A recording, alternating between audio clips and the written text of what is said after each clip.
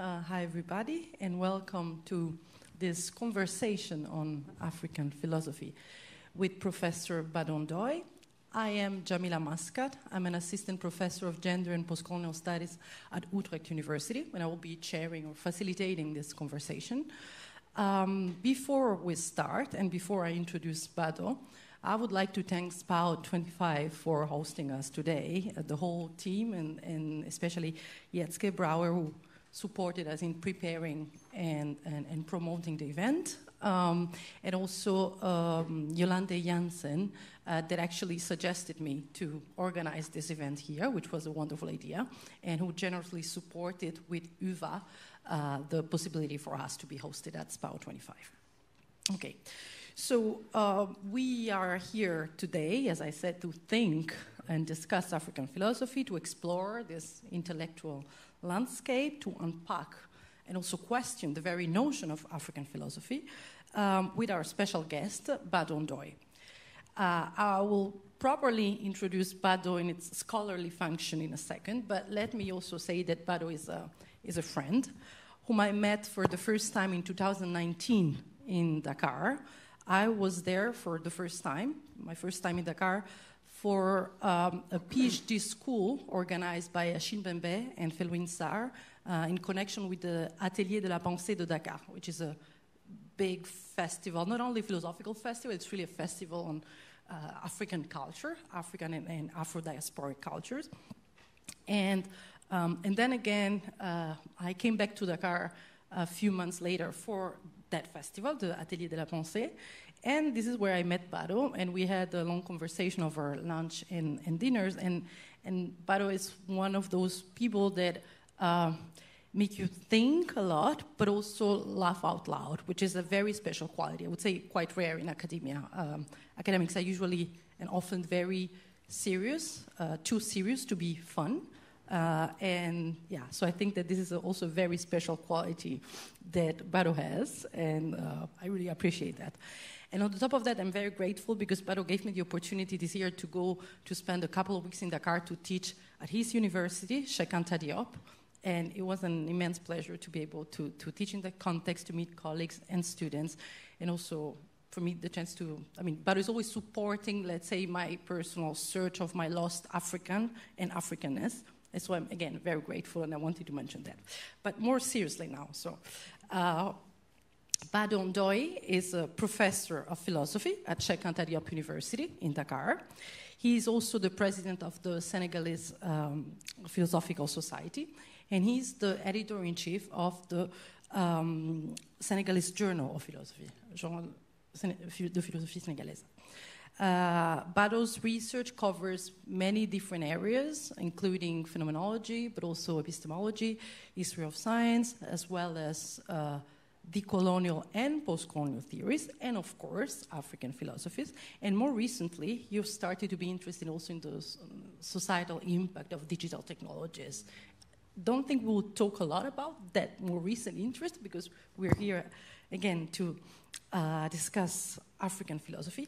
Bado is also the author of a book on Paulin-Hentonji. That's the book that came out in French in 2023, entitled Paulin-Hentonji, Leçons de philosophie africaine, Lessons on African Philosophy. We will start discussing, and then we will also leave room for questions from the audience.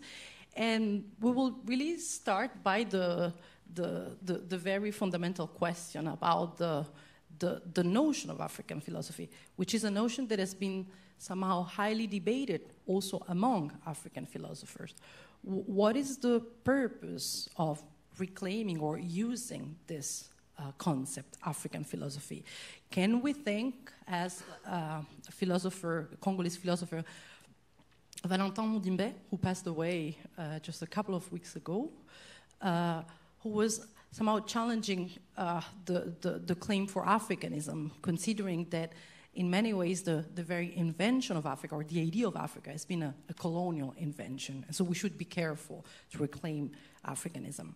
At the same time, other philosophers, such as Souleymane Bachir Diagne, who's been a mentor and maître à penser, Bado, have been emphasizing the need of using this notion as a political notion, as I said, in order to somehow respond or counter the philosophical effort that have been made by Western philosophy to leave Africa out of the history of philosophy, out of history, and out of philosophy, and therefore somehow reoccupying or reclaiming the possibility for Africa to have a space and a role, a big role, within the philosophical realm.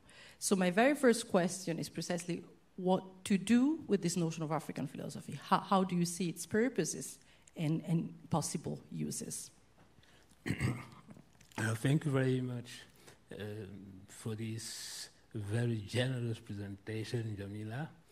I would like to thank you, all the people who are here, and all those who made this event possible. But before I begin, I would like to mention that my English is very bad. I'm coming from a francophone country where people don't have opportunity to speak English, and my accent is a disaster. I would like to beg your pardon for this. This question of defining African philosophy is a huge problem. First, because it is very difficult to define philosophy in itself. And if you want to define philosophy referred to Africa, the problem is bigger. And it is bigger because the notion of African philosophy was first time mentioned by, not by Africans themselves, but by a colonial administrator coming from the Netherlands, who wrote a book just after the end of the Second World War, called Bantu Philosophy. The name of this author is Placide Tempels. He was a missionary who was working in the Belgian Congo at the time, and he was an anthropologist.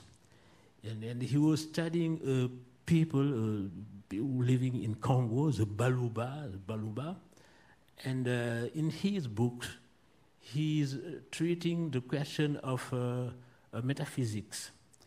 And the main motivation for him was how to do in order to make evangelizations easy. And for this reason, he said that the best way to do it is to try to know how the Baluba think, what is their metaphysic, what is their ontology that organize their conception of life. And for this reason, he studied their Weltanschauung, and he find that the ontology that guides, that lead Baluba's life is an ontology that can be defined by a concept that is very, very close to that of Henri Bergson's force vitale, the vital force, the life force.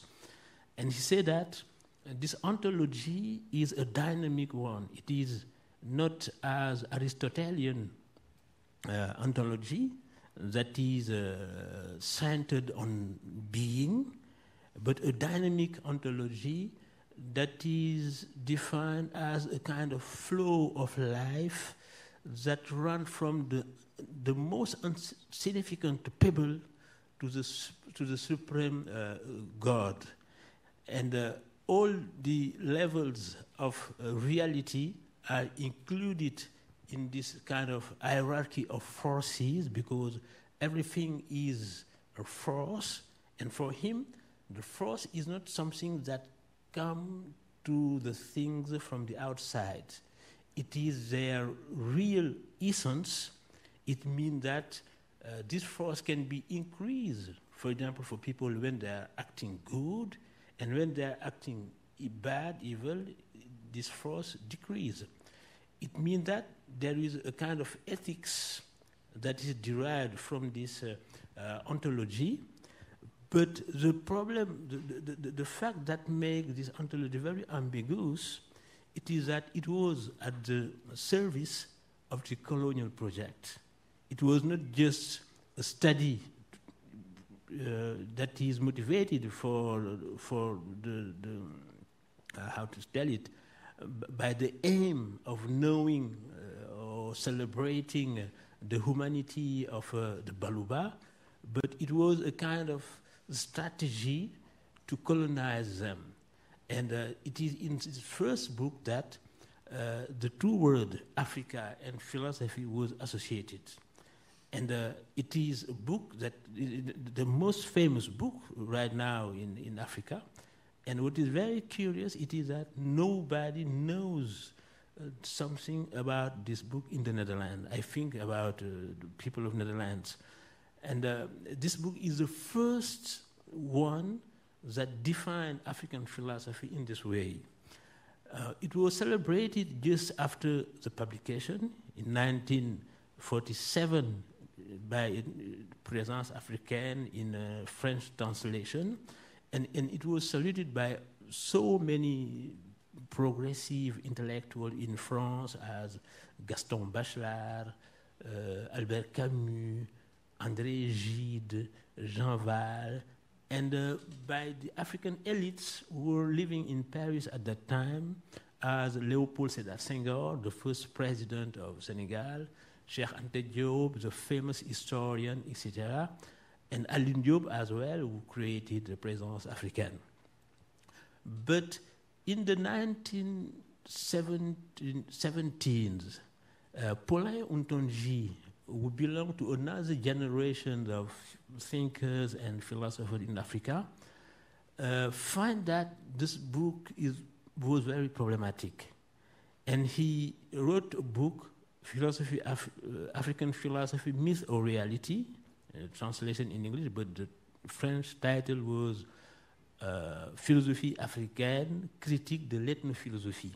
And he created this concept of ethnophilosophie to say that what Temples was doing was not exactly philosophy. He was an anthropologist, and his book could be labeled as colonial ethnology.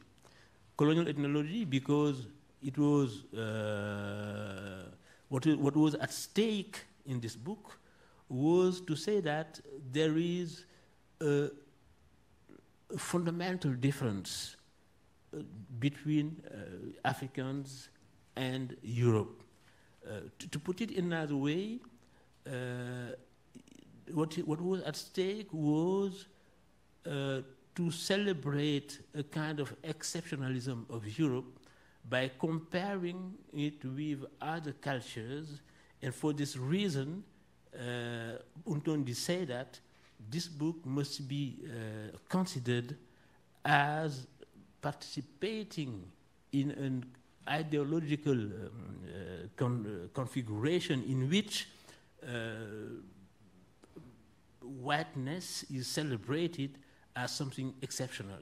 There are so many aspects of the books he was treating in order to say that this is not philosophy, this is ethnology, and by putting together ethnology and philosophy, he created this concept of ethnology in order to say that it was more a colonial project than a real philosophical project.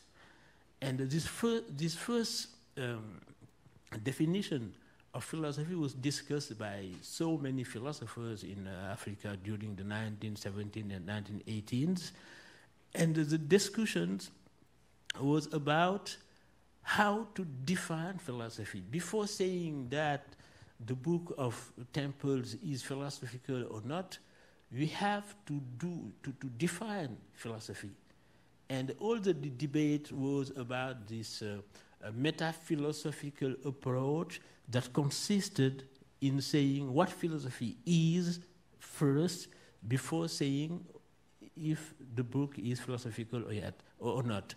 And for a long time, the debate was running in these questions, and for some time, for example, in 18 no, in 1979, there is new generations of philosophers in Africa who think that the most important thing to do is not to define philosophy or to have a meta-philosophical discourse on Africa, but to dive into the problems we are facing in Africa in order to treat them philosophically, conceptually. And this is a new way of approaching philosophy by saying that if philosophy is universal, it always takes place in a location, in a place that is particular. For example, you cannot understand maybe a philosopher in Europe in the 18th centuries if you don't understand the context, the cultural, the political context that gave birth to his philosophy.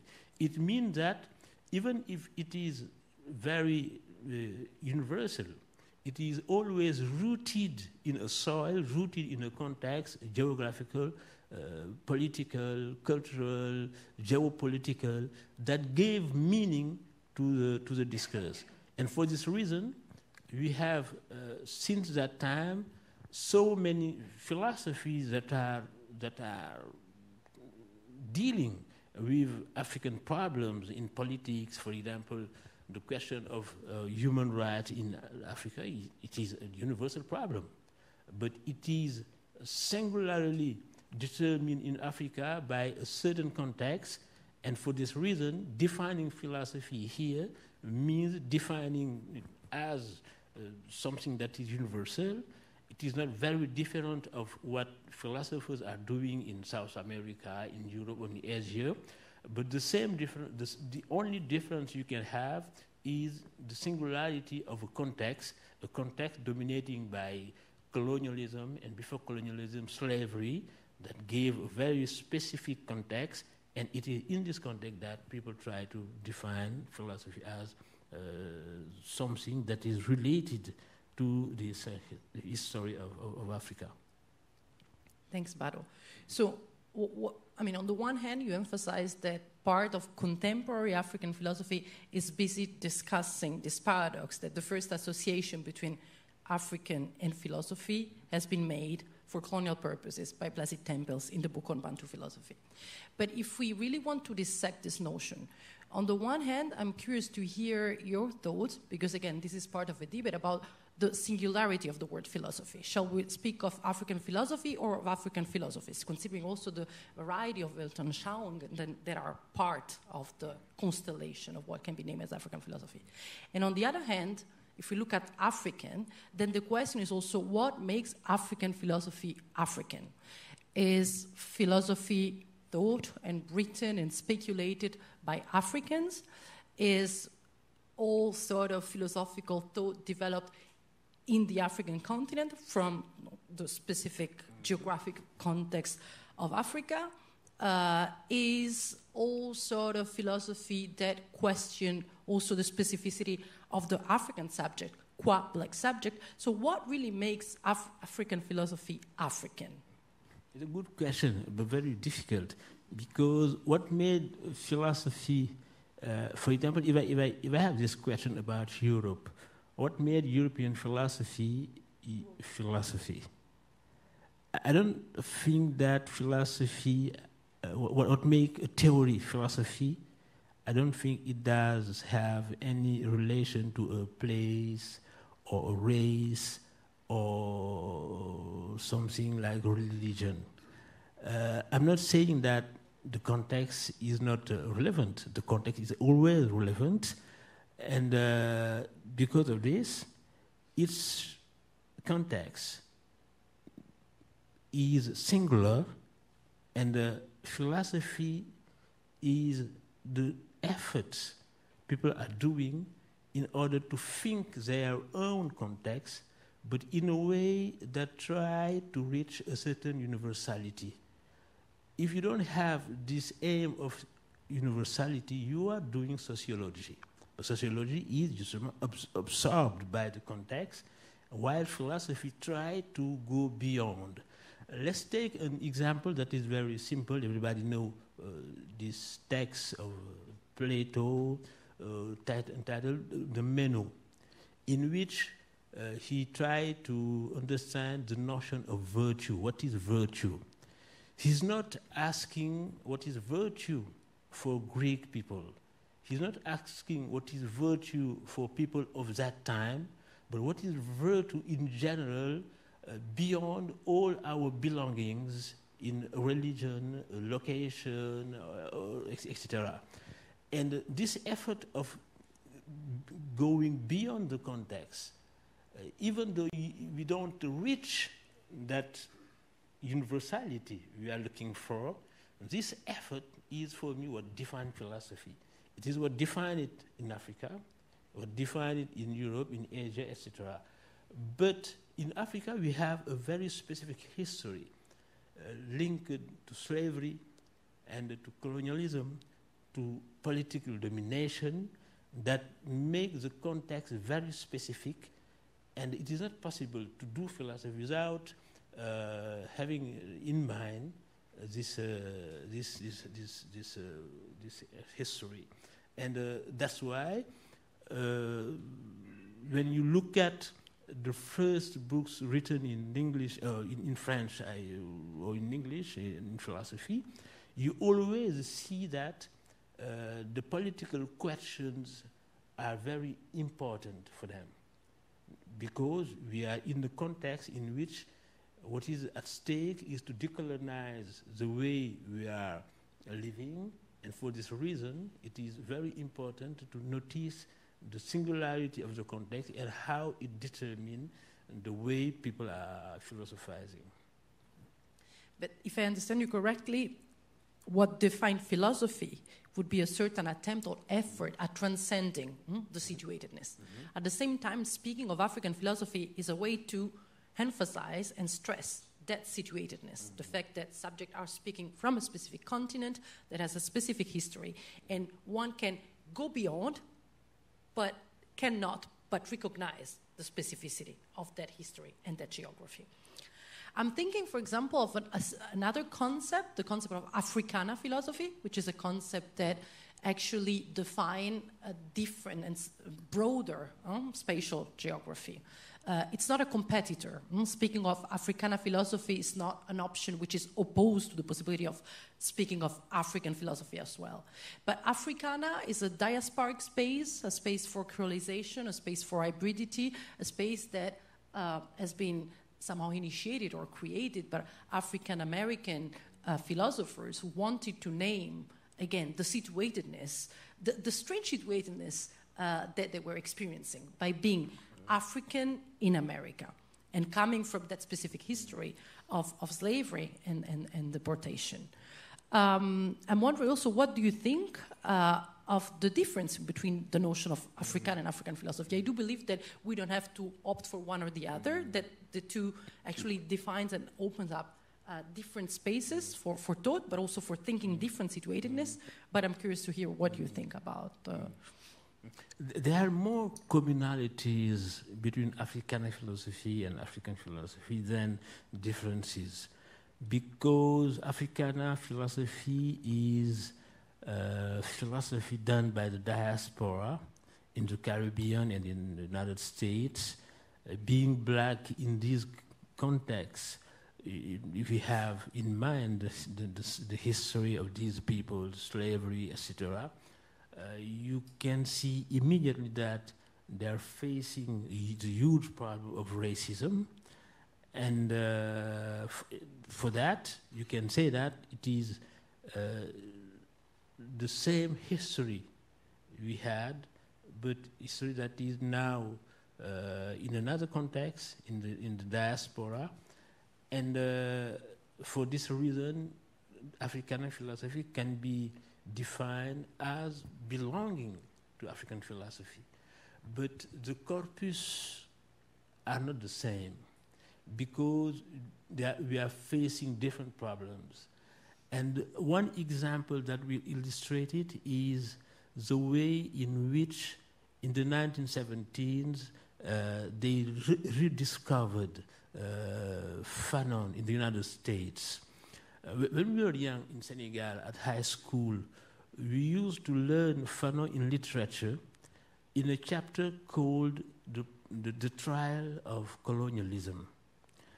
And as he was talking about racism, colonial racism in Algeria, in France, and in the Caribbean, for us, we were living in an independent country.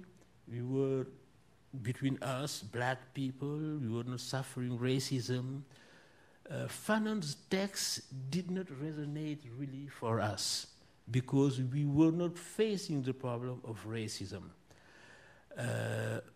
But when the first African Senegalese people in the academia started to go to the United States to teach and to learn in the American universities, they discovered a new sociology of racism. And they discovered as well the way in which Fanon is read in the United States, and particularly by the Black Panther parties. It was their mentor, intellectual mentor. And for this reason, there is new lectures, new understandings of Fanon's work, and as they were between Senegal, between Africa and the United States, in Africa we have at that time a new comprehension of what Fanon was saying and at that time. And that's why you can see here how the two kind of philosophies, Africana and Africa, and African philosophy, can have something common, for example, an offer as from Fanon, because even though the conditions of living are very different, there is a common heritage of some offers we have in common, not just Fanon, but someone like Aimé Césaire, who's very famous in Senegal, in Africa, or Léopold Sédar Senghor, or Cheikh Anta Diop, who's very famous in the black communities in South Africa, in the United States. So, if I were to sum up, I will say that we have more communalities, something common than differences. And you mentioned Césaire, and if you think about the experience of many African American or Afro-Caribbean moving to the metropolitan space of Europe, the experience of discovering the fact of being black and being black in a different way in which Africans are black, being black without being African, so without having the specific attachment of belonging of someone coming from the African continent, from the African history, coming from a history that specifically signify a cut, the cut of slavery and deportation. And Césaire reflected quite a lot on the sense of deprivation of the African roots that managed to found through Senghor and through the theorization of negritude. And just to mention an anecdote that you recounted to me when we were in Dakar, because of course for me as an Afro-European who spent most of my life, or all my life, let's say, in Europe in a context where as Afro-European you face racism, you know what racism is, and you think that this should be the main concern of every black person ever.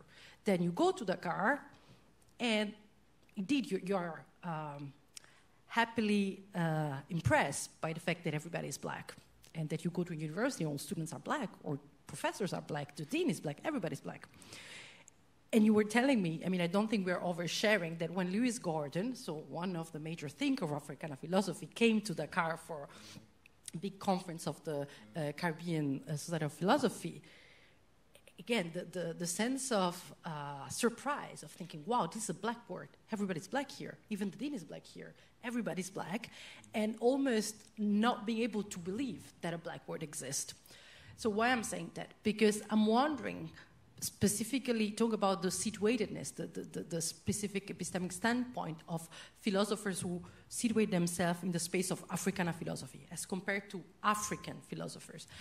how relevant is for African philosophers the question of being black, of thinking the black subject.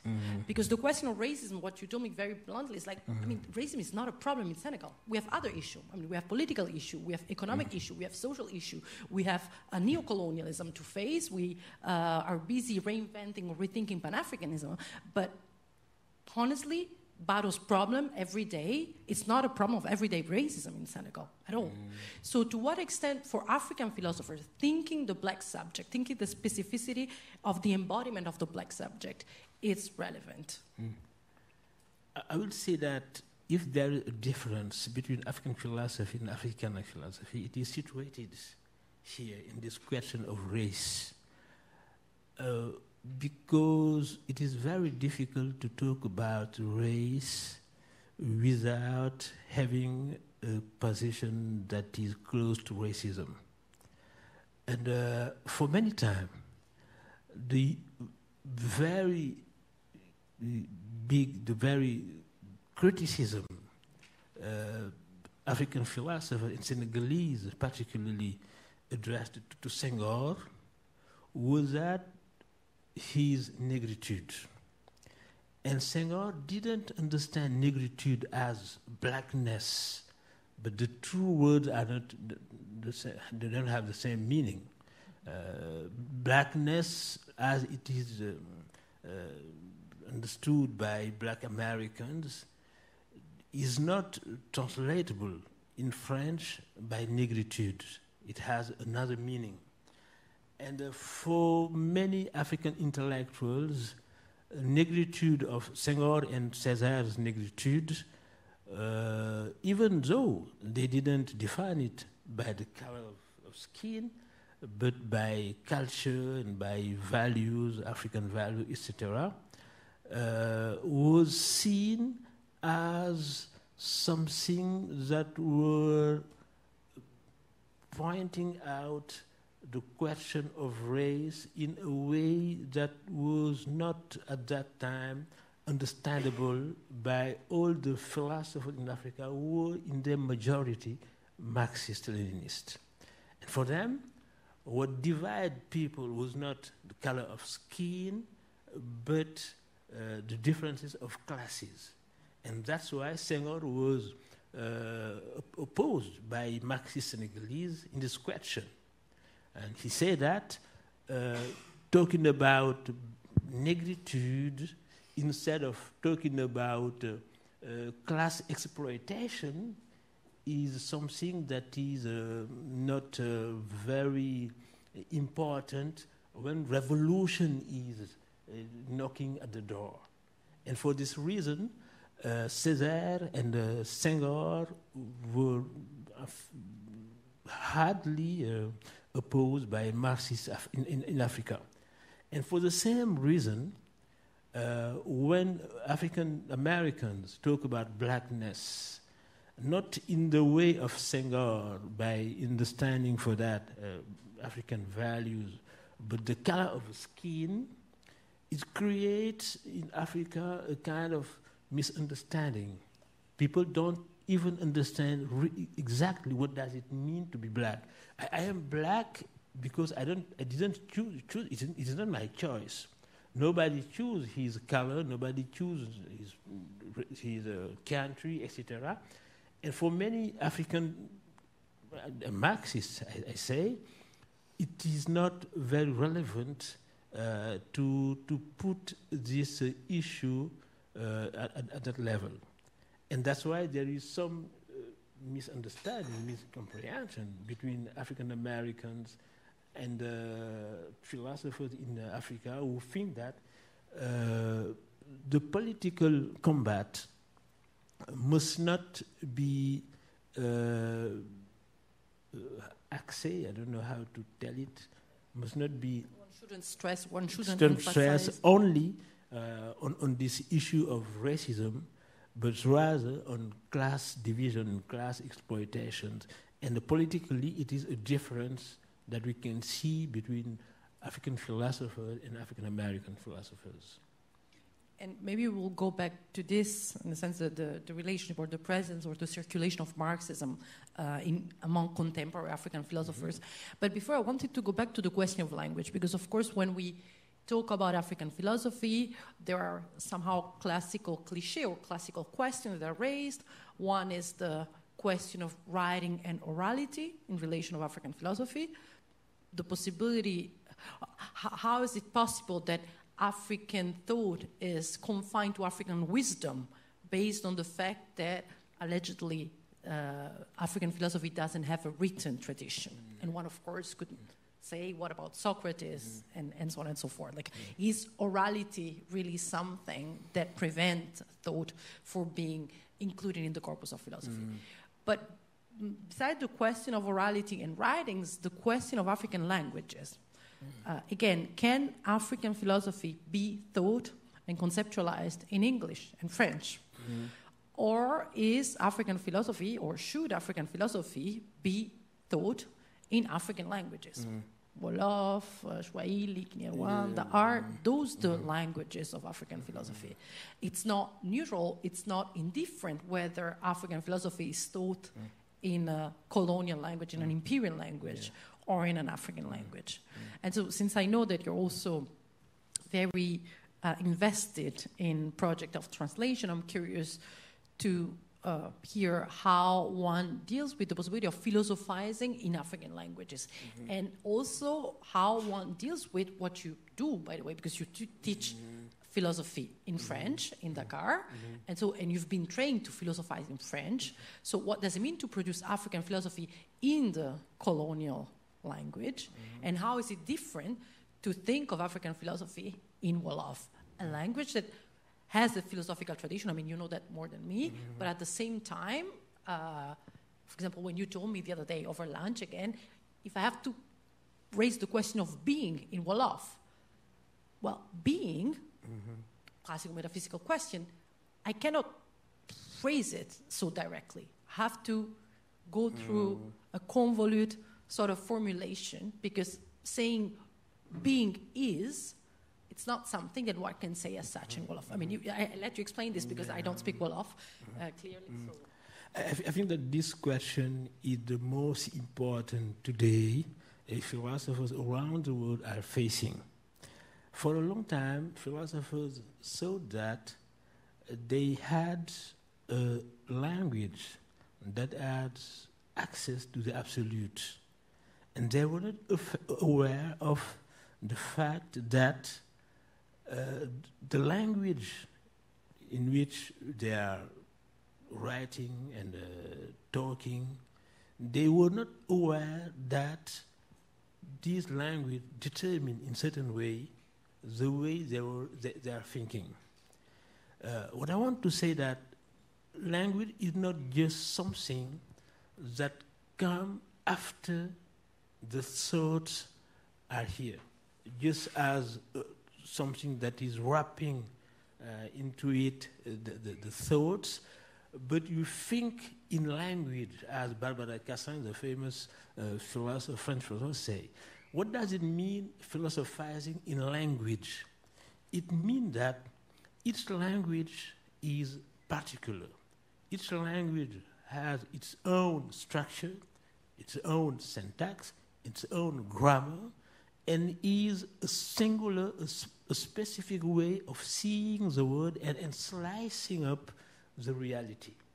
And for this reason, the concept we are producing when you speak French or when you speak Spanish or another language, the way we speak and the command of the language we have determine the nature of the concept we are producing.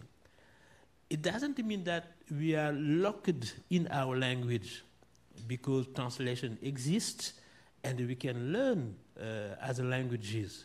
But when you are in a language, you are in a place that is determined by something that makes you, that incline you to think in another way, and that close the door to other possibilities. And that's why philosophy today, for me, the major problem today in philosophy is the problem of the plurality of languages. And for this reason, translation is extremely important. It is important because it is not just the fact of looking for equivalence from a language to another. As languages are different, when you translate, you are not looking for equivalent, you're recreating in the language target what was thought in the language source. And this recreation is very difficult. That's why in Italian they say traditore.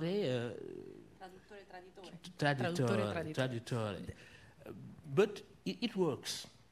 It is translation is a kind of miracle for me. It works. It is a miracle because languages are so different in their structure that we don't know how does it work. I've met in 2 months in Germany a philosopher who came from the Czech Republic, who translated into Swahili, a language that is spoken in Kenya, a book of Václav Havel. If you see the difference, the distance between the two languages, you see how hard it is to do this kind of job. And that's why in Africa, in Senegal precisely, we are in this, we are working in translation in order to see how certain concepts that are very ordinary concepts in the Western tradition are very difficult to translate in some African languages. For example, there is in Togo and in Benin a language, ewe. This language does not have the verb to be. Imagine the difficulties for someone who want to translate the ontology of Aristotle or a book of Heidegger in this language. For example, when I say the being, lettre est, le non-être n'est pas, in English, to be, lettre est, le non-être n'est pas. Being is, not being is not. Non-being is not. If you want to translate this canonical sentence in Ewe, or even in my language, in Wolof, or in other African languages, you will have so much problems. And a Rwandan philosopher, Alexis Kagame, was the first philosopher in my understanding who first said that Aristotle's ontology is not universal because it is based on the specificity of Greek language. It means that when you do ontology, you are always reproducing something that is relevant only in your language. And he said that the famous Cartesian cogito, je pense donc je suis, I think so I am, therefore I am, is not translatable in his language in Kenya, Rwanda. Because when you say I am, just I am, he said it does mean nothing. People will ask, you are what? I am sitting here, or I am talking, or I am drinking water, but just I am does mean nothing in his language. And I'm asking to myself if it was relevant in French before Descartes. Just I am. Now we are nourished by Cartesian philosophy and we know what does it mean. But before the rapture introduced by Descartes, in French, I'm not sure this sentence had any relevance. I am. Nobody is. Everybody is something or is doing something. But just being without being nothing, just existing, but the existence is another problem. But just I am, without saying what I am doing or what I am saying, etc., he said it does not make sense in his language. And it is the same in my language, in Wolof. And so we have here the relativity of all ontology. It doesn't mean that a universal ontology is not possible. It is possible. But it must be possible when we have in mind all the differences that exist between the languages, as we don't have another language that is beyond all the existing language. We are all in our language, and the problem is how to free ourselves from our language in order to get in a level where we can speak the language of reason. Logic is the language of reason. But logic is always translated into natural languages. When you say, tous les hommes sont mortels, all men are mortal, Socrates is a man, Socrates is immortal, you are speaking English.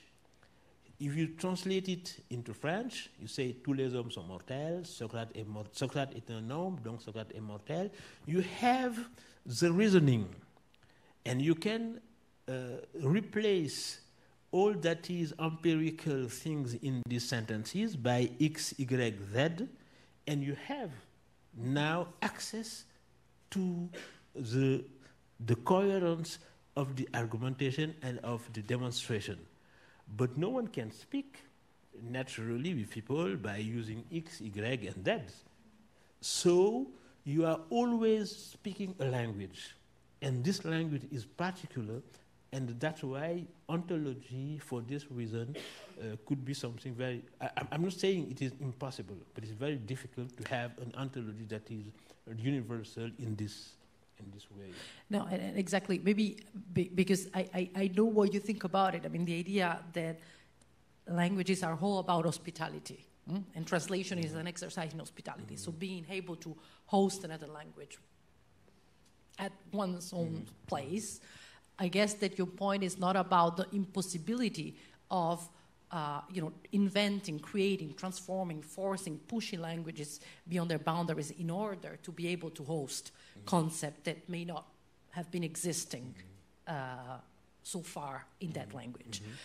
At the same time, the problem of translation is also a problem maybe that it has to be staged in the other direction. So not only the impossibility of expressing the Cartesian cogito in Wolof or in Kinyarwanda, but also maybe the existence of concept in Wolof and Kinyarwanda that are hardly translatable in French, in English, I mean in the European languages, for example.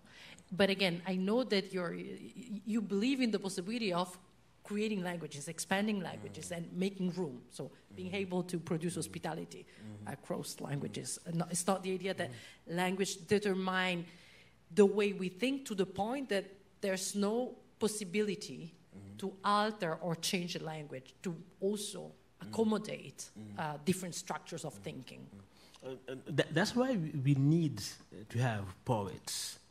The poets are those who push the limits of the language beyond the ordinary use, and they create new realities by creating new words. But the solution of this problem is, for me, what Ngugi wa Thiong'o, the famous Kenyan writer, said. He said that translation is the language of language. He was repeating something said by Umberto Eco, who said that translation is the language of Europe. And he go beyond Europe, Ngugi, and saying that translation is the language of language. To put it in another way, hopefully translation exists. But when you have a philosophical text or religious text, for example, why no one can have a translation that is so perfect that it forbids another translation? There is always something to translate. And I don't know if you know this book published by Barbara Cassin, Le Dictionnaire des Intraduisibles, the Dictionary of the Untranslatables. She said that in every language you have words that are so specific, so original, that you cannot translate it fully in another language.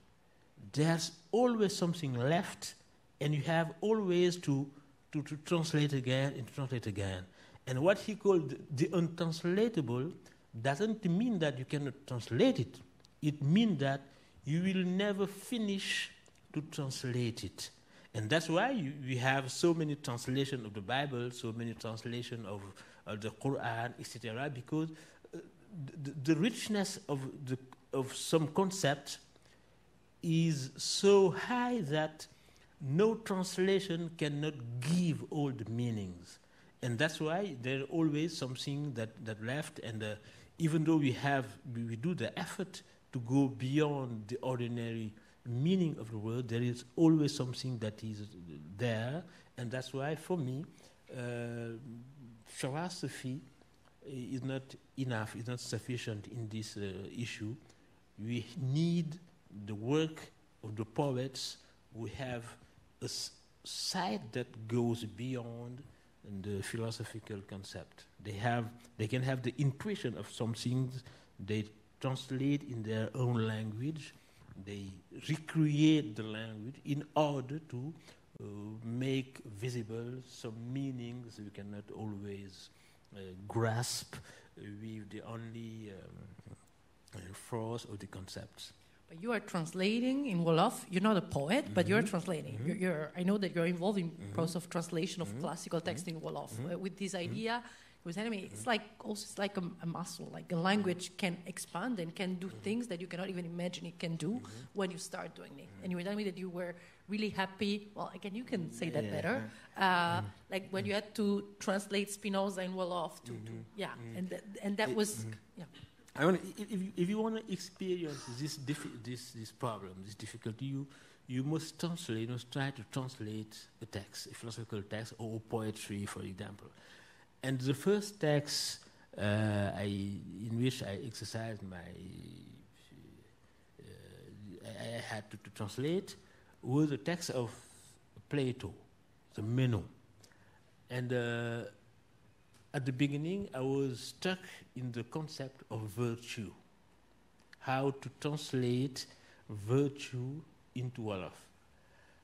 It is very difficult because the term virtue that is now accepted in English, in French, in Spanish, is far from the Greek word arete. In the Platonician text, the word is arete, and arete means in ancient Greek the excellence of something. For example, what does the excellence of a horse? What are the attributes a horse must have to be fully a horse? Okay?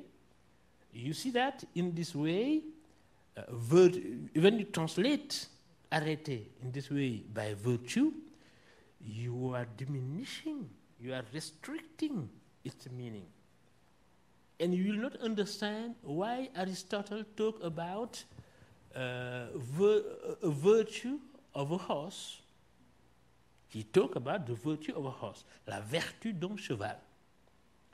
Virtue is an ethical concept. And by translating arete by virtue, you restrict the meaning in the ethical comprehension of the concept. And if you translate now in Wolof the concept, arete, you must forget all that was done in English and in French, and you try to see how to translate the word excellence in Wolof. You found a way? You found the No, word for that? I'm always looking for the word, because if you think that he's only speaking about human beings, you can use the word virtue. But arete is larger than the ethical meaning.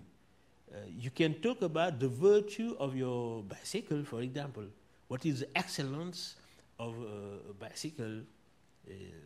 Maybe in the Netherlands you are very sportive and you know about these, something that I can know.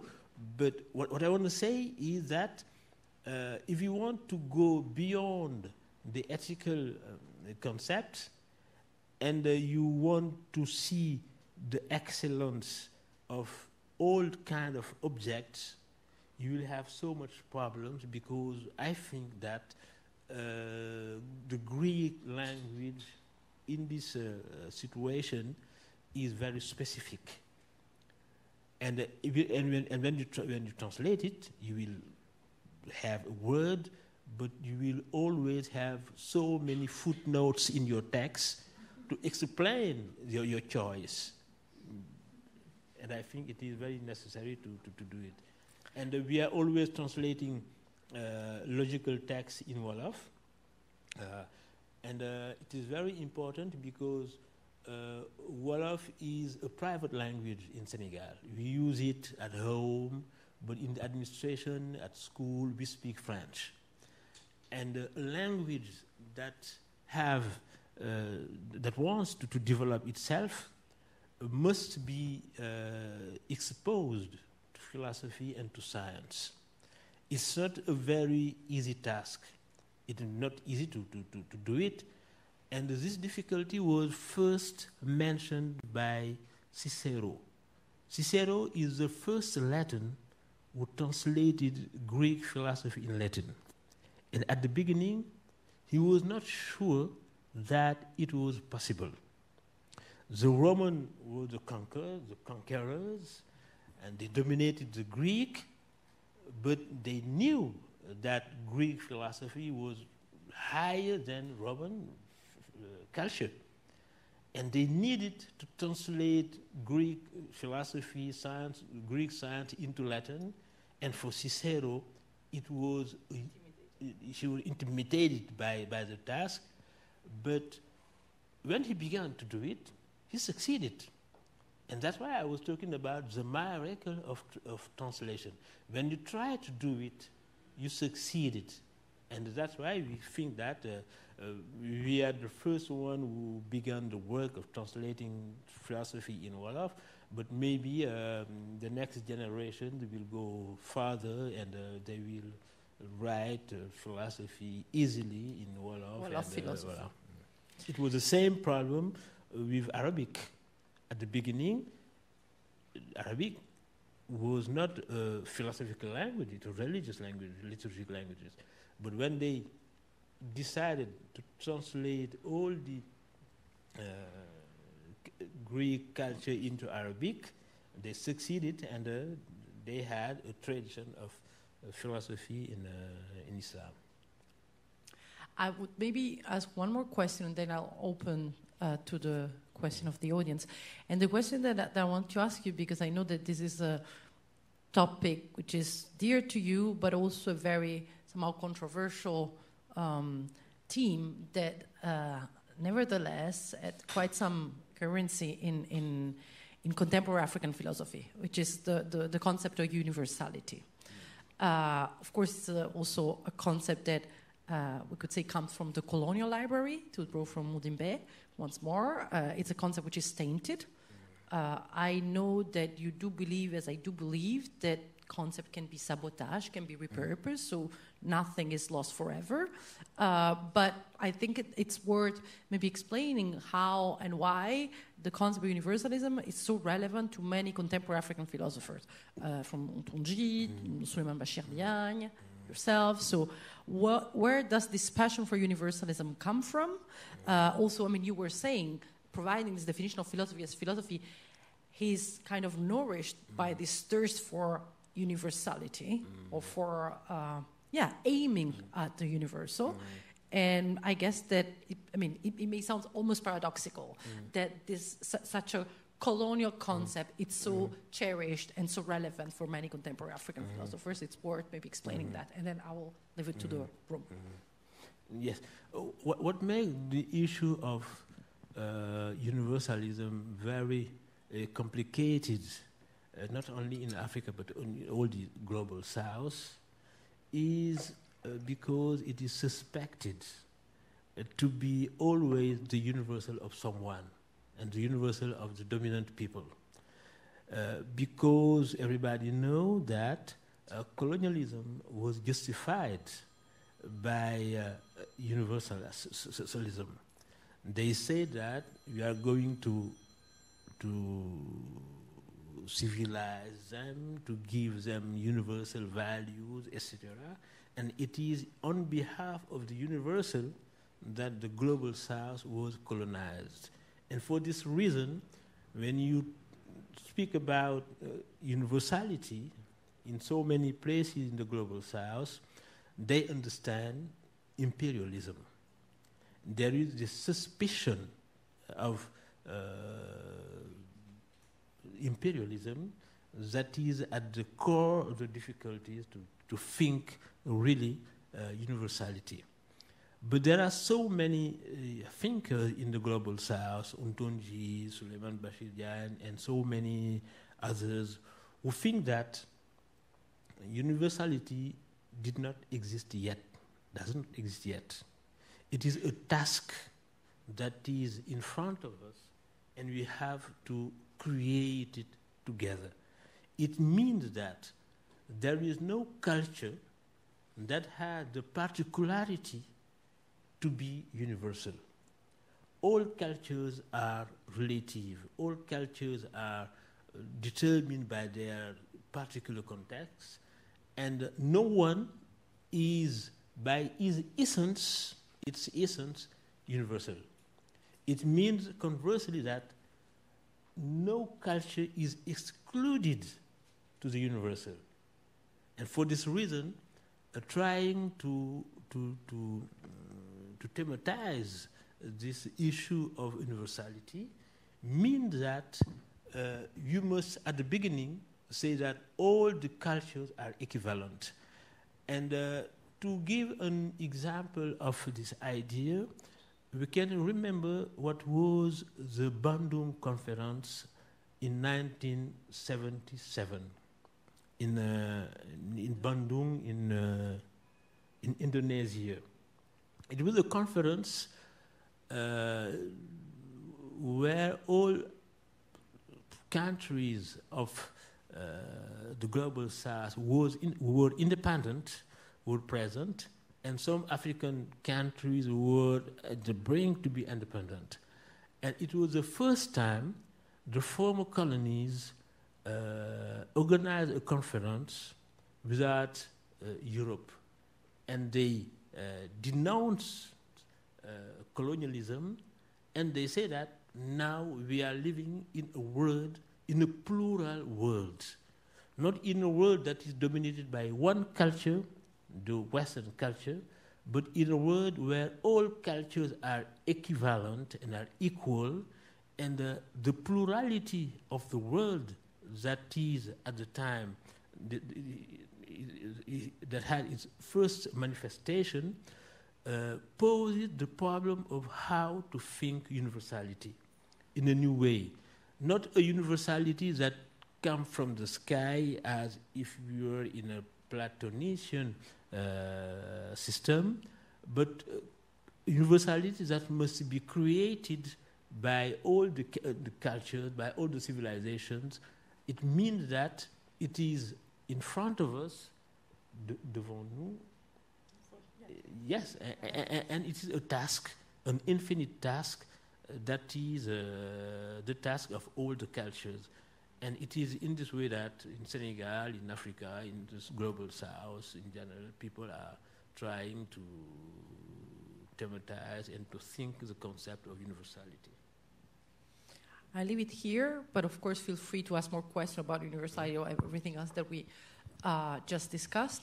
I know that there's a microphone, and so don't be shy. I can keep going forever, but I think.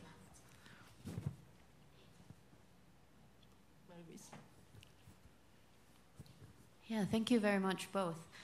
I want to pick up on something you brought in, Jamila, and then you elaborated also in connection to the translation of Descartes and the way in which translation introduces maybe a problematic, philosophical problematic that has not been thought and that is yet to be thought within a given language. Now, that example was kind of, let's say, going from Europe to the African continent. And now your last point made me think if this question of universality is the question of universality, universality in a pluribus, is one of the problems that travels the other way. From different African countries or from different from the decolonial context of former colonized countries now back to Europe, if that is a translation in that direction. It is also your question how to for example, I don't know, can we say universality in Wolof, or is universality always referred to from its original Latin construction, or I don't know if this was part of your question. But yeah, yeah. How to translate it? No, that was me kind of jumping on the questions. No, your question was not the same. Like your question was how. Well, you can. The Descartes example was the introduction of a proper question into a Wolof with being. Then you have to think being in a new way in this language.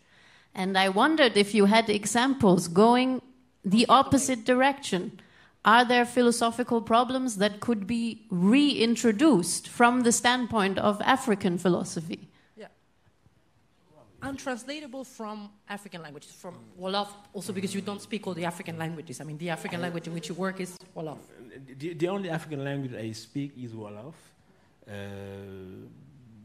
And I don't know how to translate being in Wolof. The verb exists. For example, when I say, je suis assis, I am sitting here, maa ngi toog fii.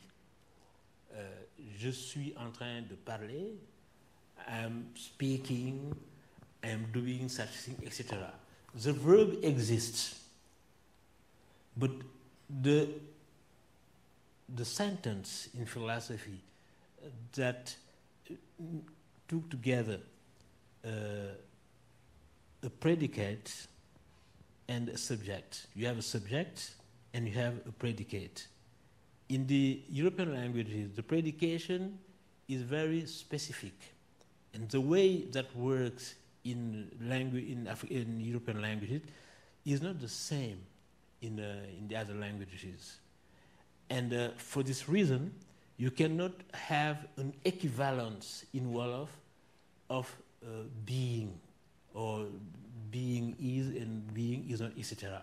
You cannot have it in this way because as the languages function in a very different way, you will have, you can translate it maybe by using so many words. Okay? For example, if I have to I don't know, to say that the non-being does not exist, I can say li nekkul nekkul. That doesn't exist.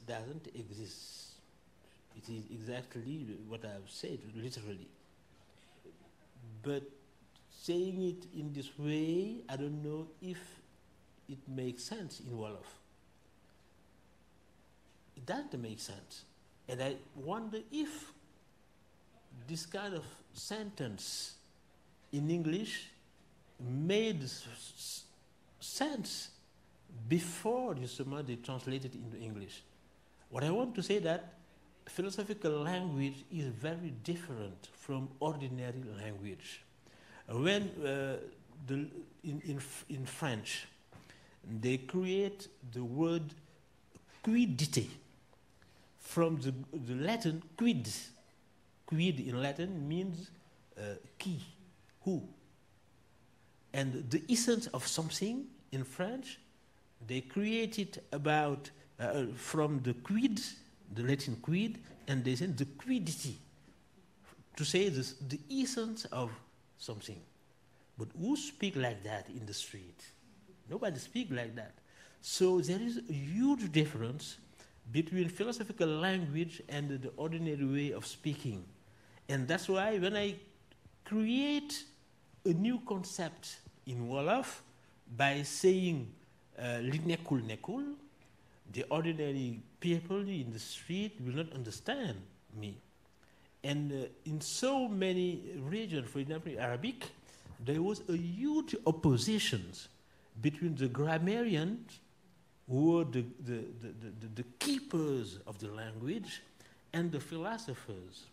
When they created the equivalent of quidity in Arabic, they create a word that was not Arabic. It was a kind of barbarism in Arabic, and the grammarians were opposed to this, and it was very interesting, this debate between the philosophers who create neologisms, new words, and the grammarian who wants to keep the structure of the language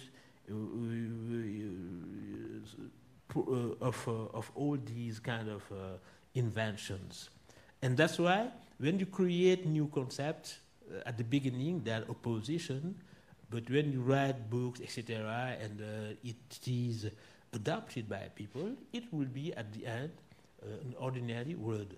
The word substance in French, before Descartes, was an ordinary word in the way of speaking of ordinary people.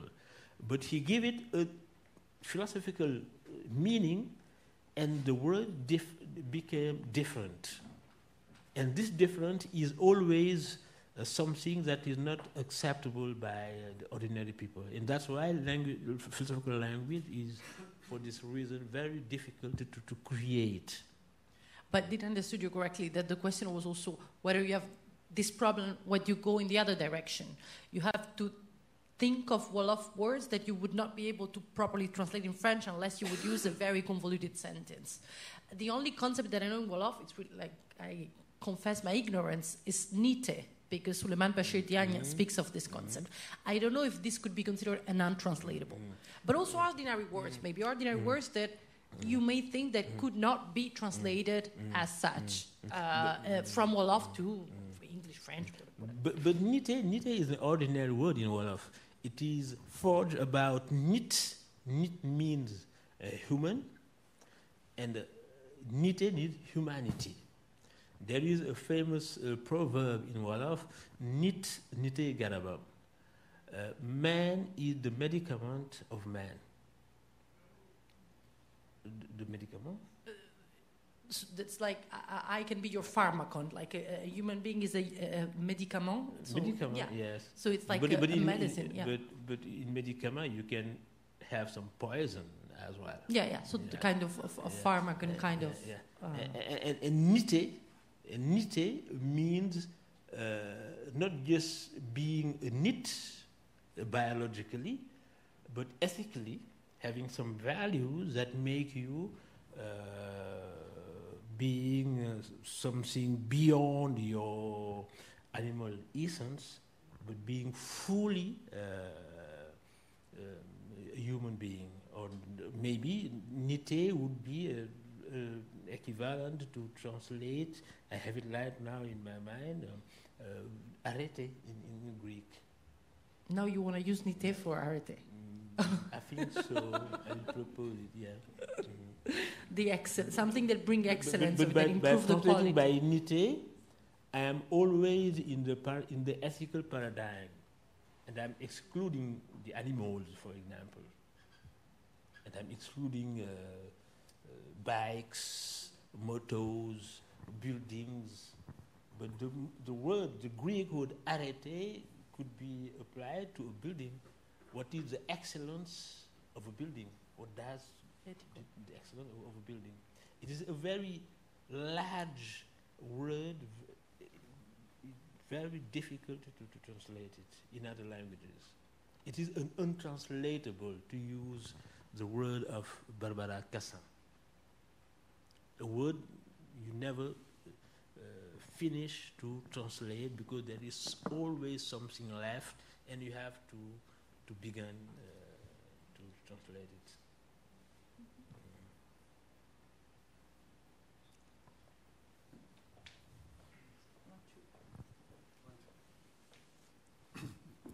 Thank you, Mr. Ndoye. I've got a question. If you would get a football stadium in Dakar available to you for 2 hours, and African scholars would get free tickets to your 2 hours in that stadium, what would you talk about? If I have 2 hours to take,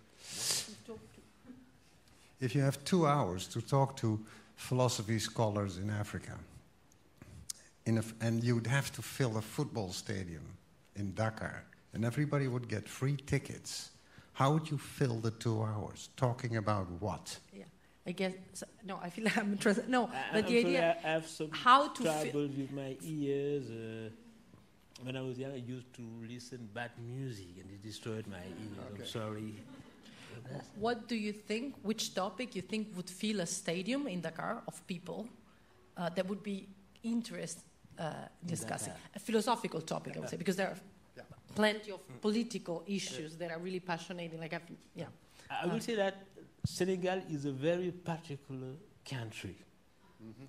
I think that we are the only country in the world where philosophical conferences are televised at the Journal of Ventures. Yeah, they pass on TV. It's true that there is an authentic and genuine popular passion for philosophy. Philosophy is very popular in Senegal. And when we organize, for example, a colloquium at the university, we have a very big amphitheater. It is always full of people for 3 days, and journalists are here, and it is at the Journal de Ventures? TV, at the news. At the news. At 8, at the news, it passed at the television.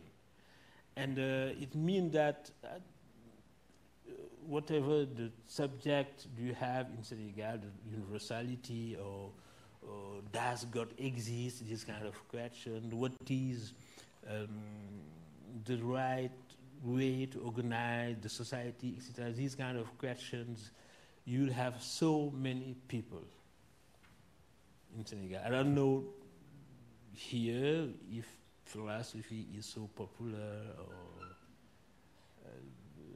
I've been living here for too short to have a full vision of what is the place of philosophy in society, but I can tell, not being Senegalese, that I was...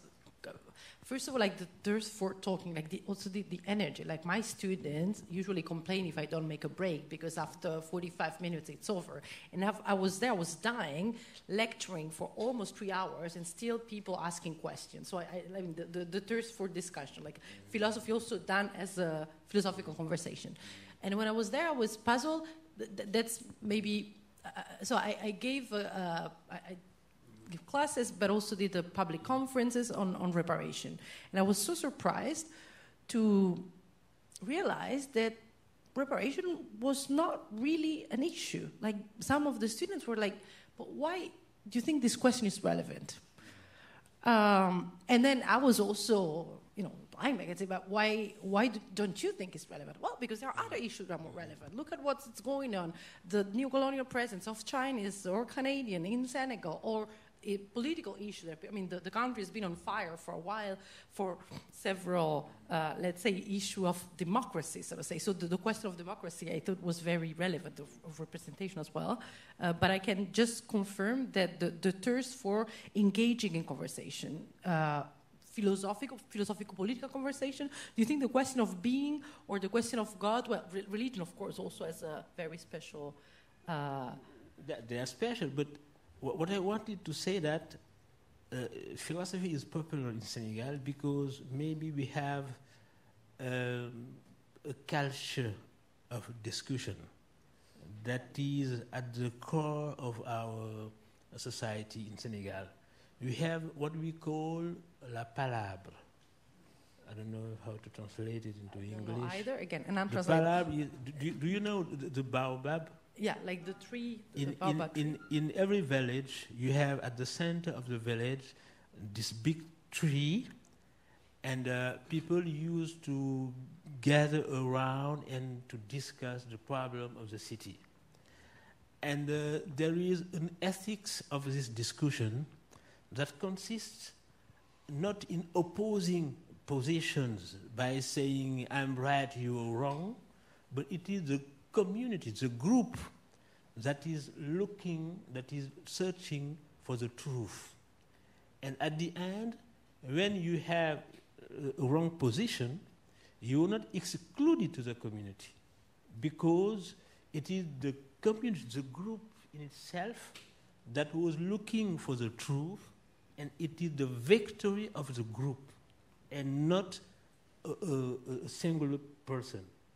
And this discussion is very, very, very rooted in the Senegalese culture. People like discuss everything. About football, everybody is expert. And you talk about philosophy, everybody is expert. You talk about astronomy, everybody is expert. And they want to discuss. And they discuss things they don't know nothing about.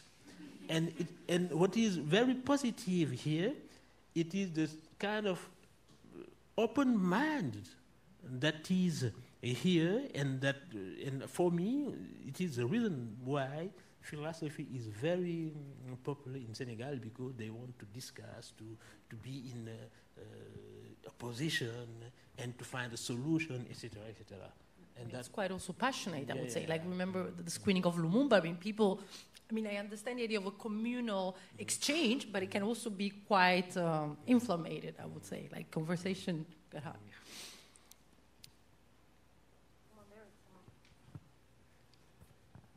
Thank you very much. Yeah. I thought it was really interesting when you were talking about the universality and seeking that. And one thing that kept popping up for me is the idea of African philosophy. It's decidedly, to me, not a monolith. And you referenced that a number of times. It's like such a heterogeneous entity that I almost wonder if it's helpful to think of African philosophy to separate it, because to me it seems othering. It almost says like this is a separate thing from human philosophy. And I argue, you can argue like there's European philosophy and all this, but I think in the move toward pluralism and the move toward globalism, is it more helpful to think about human philosophy and what unifies us, and what is the essence of this really moving, evolving thing? We trade ideas all the time, like the idea of zero. It was translated through culture, and we all find it very useful to think about zero, but it didn't exist before. That was created arguably in Persia and in the Mayan culture, but those ideas travel, and arguably the human species travels, right? We all came from Africa. We evolved from a group of people that walked out of Africa and then changed and populated the whole earth. So arguably, is all human philosophy African? It just depends, kind of like, what do you think about the use of that monolithic term? So we go back full circle to the beginning. Why African philosophy?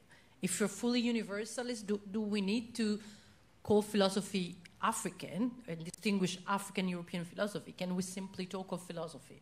Do we need African? I guess we are, going back to the very question we're starting with. Do we need to use this notion of African philosophy?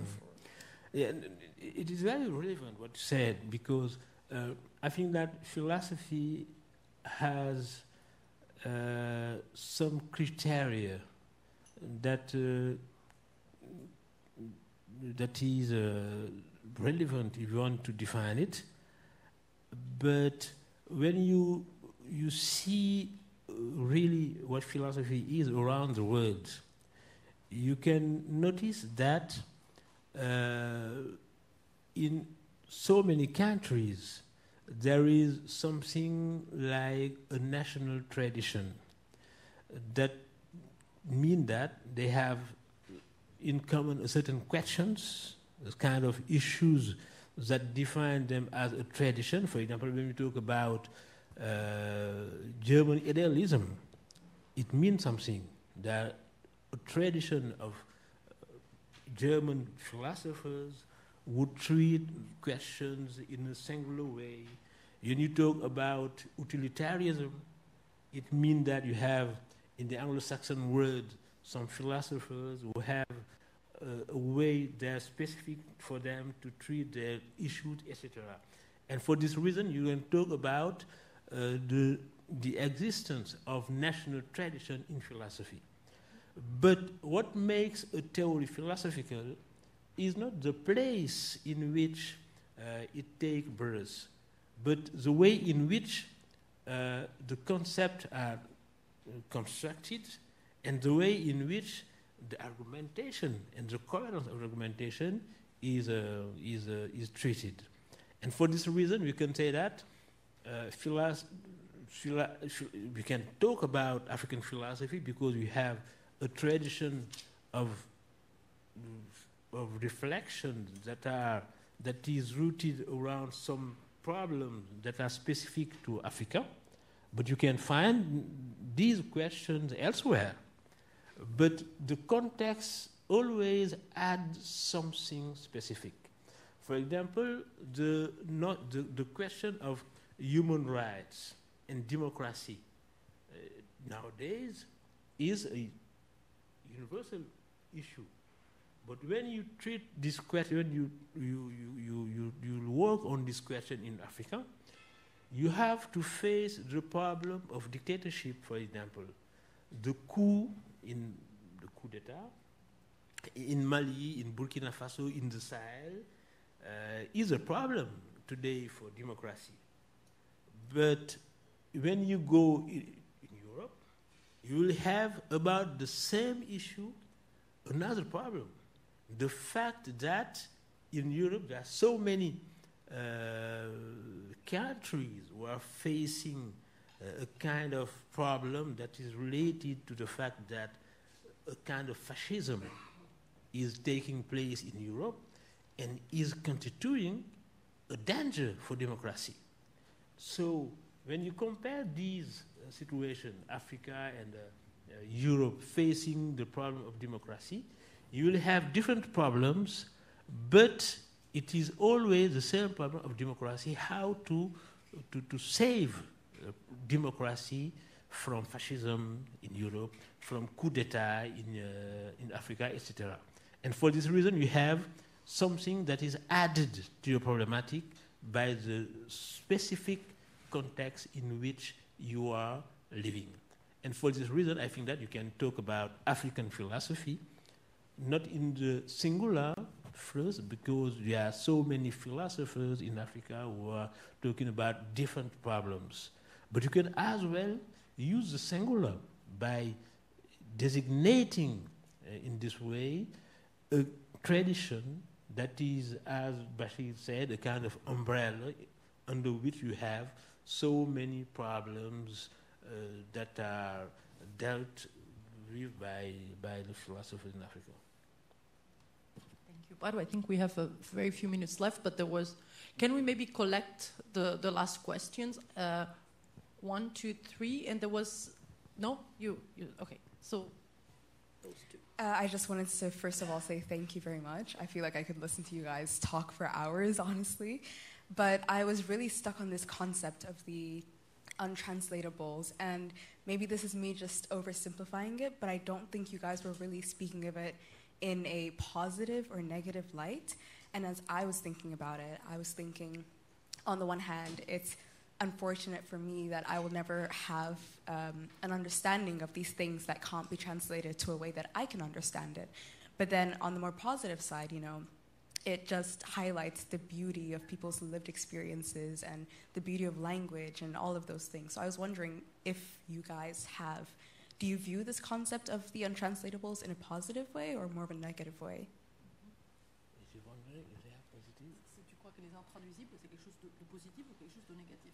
We collect maybe the last question.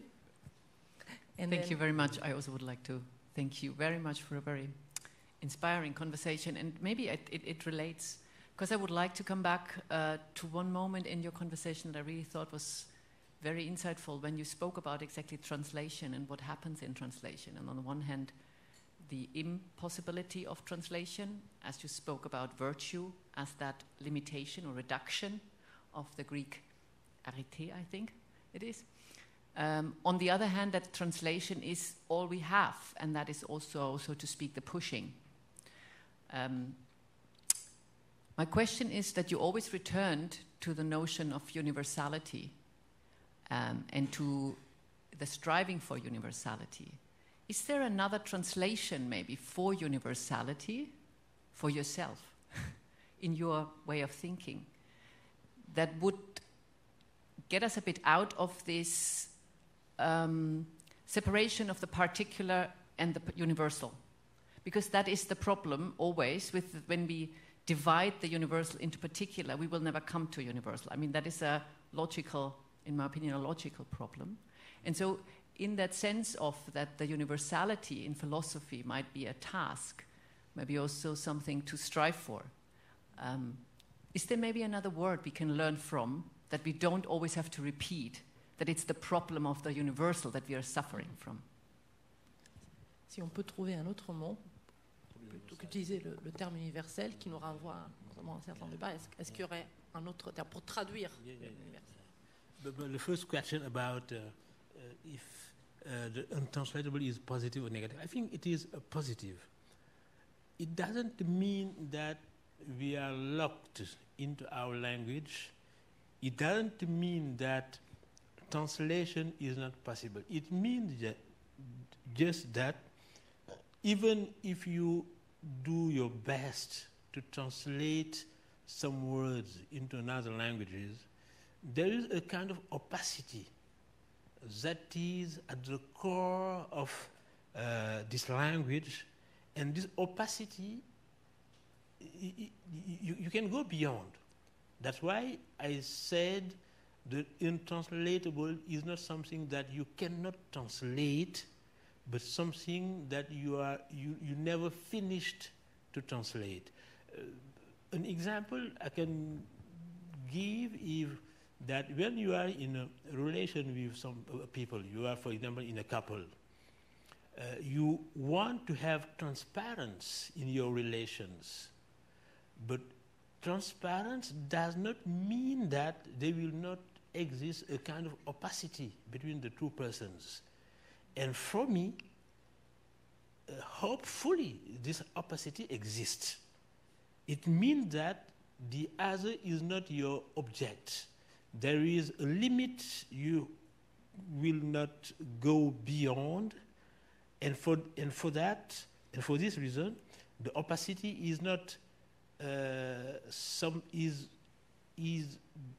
the revelation of the fact that you cannot be fully transparent to the other, because you are not transparent to yourself first.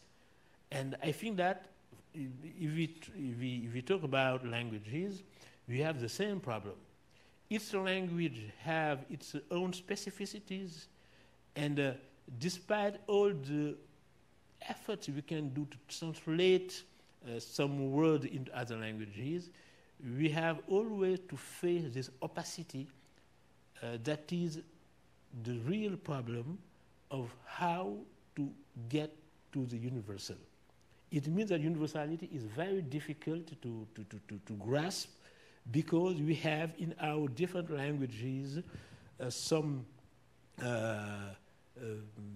singularities that refused to pass into other languages, and that's why we are different. And I don't think that differences are not, for me, bad things. It is, hopefully we are different. But our differences must not be an obstacle to go together. There is a very nice phrase from Senegalese first president Léopold Sédar Senghor. In French, you have the savor in French. He said, il faut mesurer l'orgueil d'être différent au bonheur d'être ensemble. You must measure the pride of being different to the happiness to be together. And for me, it is a real translation of this question of the opacity. It is your question. The question, I guess, it's can we translate universality so that it's not going to be universality, but maybe we can say that differently. Is that, yeah.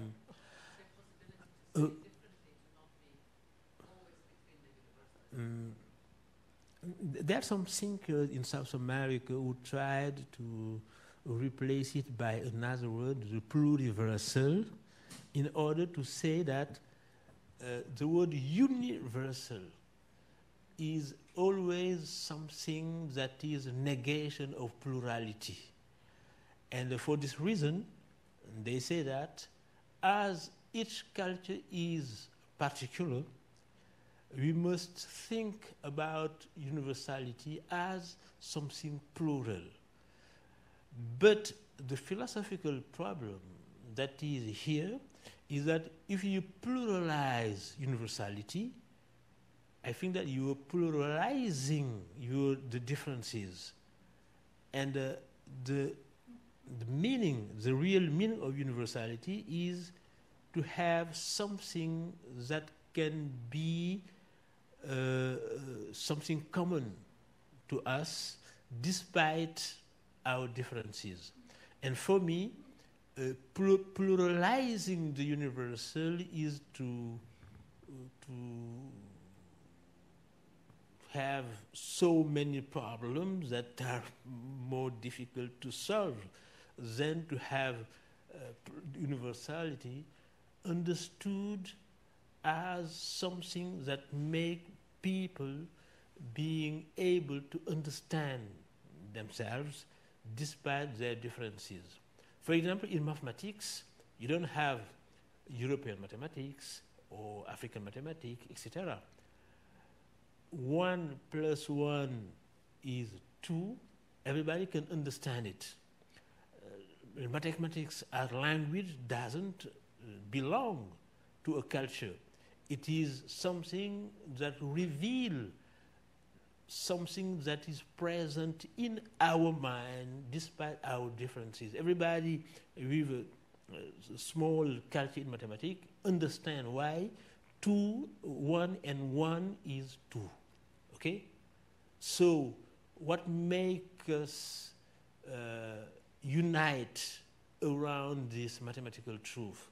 It is something that is beyond our race, beyond our gender, beyond the color of our skin, and it is something that belongs to our reason, as this reason is universal. The word in French, entendement, I don't know how to... L'entendement, it's like intellect. Yeah. But in Or French, understanding for in example, Hegel. voilà. But yeah, in but French, entendement is untranslatable.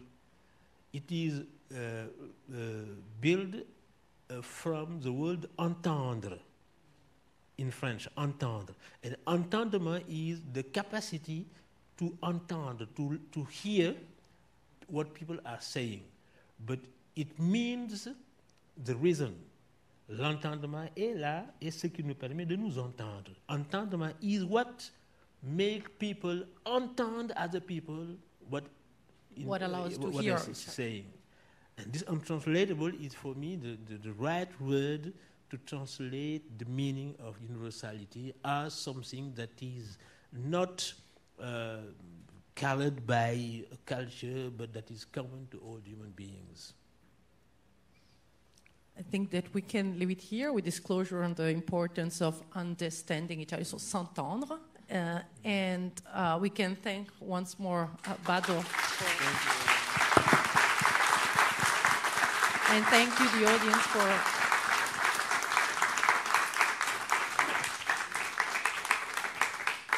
thanking again the audience. Thank you very for much. I being will here. beg your pardon because my English is very, very bad. I promise that next time I will come here, it will be better. Thank you very much. Thank you again.